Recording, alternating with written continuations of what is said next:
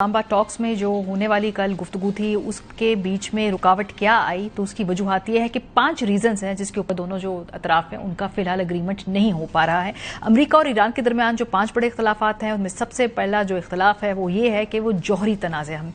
Iran और America के दरमियान जो सबसे बड़ा बेयकीनी तौर पर सबसे पुराना इख्तलाफ ईरान का जौहरी प्रोग्राम है। ईरान ने इल्जामात को मुस्तरद करते हुए कहता है कि उसने कभी बम बनाने की कोशिश नहीं की, ताहम उस दावे पर ज्यादातर मगरबी हुकूमतें शदीद शकूक रखती हैं।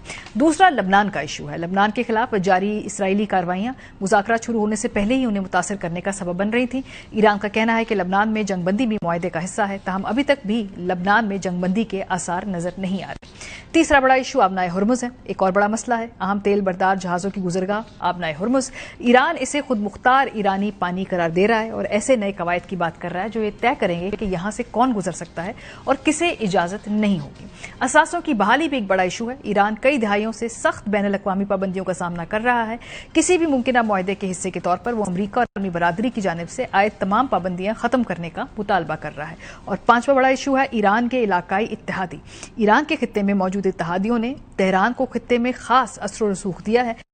में हिजबुल्ला, यमन में हौसी, गजा में हमास और इराक में मुख्तलिफ मलीशियाओं के गिरोह शामिल हैं। प्रोग्राम के सिलसिले में हमारे साथ मौजूद हैं इफ्तिखार फिरदौस साहब, डॉक्टर आदिल नजम साहब, कामरान यूसुफ साहब। बहुत शुक्रिया आप तीनों हज़रात का। कामरान आपसे आगाज करते हैं। कल की जो हमने गुफ्तगू सुनी, जिस तरह से पार्ट हुए तमाम डेलीगेशंस, जो जबान थी क्योंकि आप डिप्लोमेटिक बीट कवर करते हैं, वो बहुत ज्यादा नपी तुली, बहुत ज्यादा मोहतात। जेडी वैंस ने भी कोई इस वक्त बड़ी धमकियां नहीं लगाई। उन्होंने कहा जी हमने कह दिया है, ये अपनी पेश कर दी है गुजारिशात, अब देखते हैं कि वहां से ईरान क्या कहता है।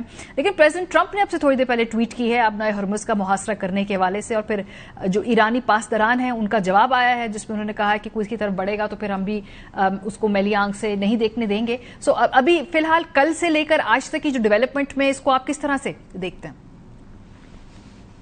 देखिए, ओवरऑल तो certainly there is a sense of disappointment यहाँ पाकिस्तान के अंदर। इसलिए सेंस ऑफ डिसअपॉइंटमेंट है, ये नहीं कि हम तवक्को कर रहे थे कि जी कोई हतमी मुआहदा हो जाएगा अमेरिका और ईरान के दरमियान, क्योंकि जो 47 साल की इनकी लड़ाई है वो 21 घंटों में तो खत्म नहीं हो सकती। लेकिन ये जरूर था कि जो मुझे भी पता है कि पिछले चंद दिनों में, चंद हफ्तों में बैक चैनल के जरिए जो होमवर्क किया गया था, जिसमें पाकिस्तान ने बड़ा एक रोल प्ले किया कि शायद कम से कम दोनों अतराफ जो हैं कम से कम जब उठेंगे इस्लामाबाद से, तो एक ऐसा फ्रेमवर्क जो है वो जरूर उस पर रजामंदी हो जाएगी कि जिसके जरिए मुस्तकबिल में किस तरीके से मामलात को आगे लेकर के चलना है और डी एस्केलेशन की तरफ बातें जाएंगी। अब जो डेवलपमेंट्स हो रही हैं उसमें डेफिनेटली ये जो अमेरिकी सदर ट्रंप का बयान है दैट इज वेरी सिग्निफिकेंट।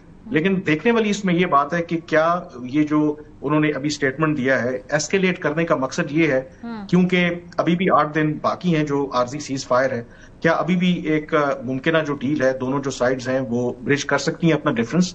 क्योंकि आपने हवाला दिया जेडी वैंस का, वो बड़ा इंपॉर्टेंट है क्योंकि उन्होंने जो बात की उसमें उन्होंने कहा कि ये बुरी खबर है कि कोई डील नहीं हो सकी। लेकिन जो बात उन्होंने नहीं की, मसलन उन्होंने नहीं कहा कि ये सीज फायर खत्म हो गई है, हम दोबारा जंग करेंगे।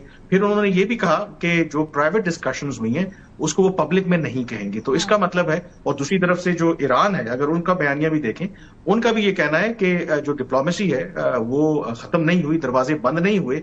तो आई स्टिल कॉशियसली ऑप्टिमिस्टिक ये ट्रंप भी जो धमकी लगा रहे हैं, शायद मकसद उसका ये है कि वार्निंग देना, एक एस्केलेट करना कि अभी भी आपके पास मौका है कि डील कर ले। As far as Pakistan is concern, Pakistan is not giving up. मेरे ख्याल में अभी भी हम ट्राई कर रहे हैं कि किसी तरीके से कोई ऐसा सोल्यूशन निकल आए कि बात एस्केलेशन की तरफ ना जाए। बिल्कुल ठीक बात है। Pakistan is trying it's best, लेकिन दुनिया की बाकी कुव्वतों की भी जिम्मेदारी है ना कि अब इसको सीज फायर को बिल्कुल परमानेंट भी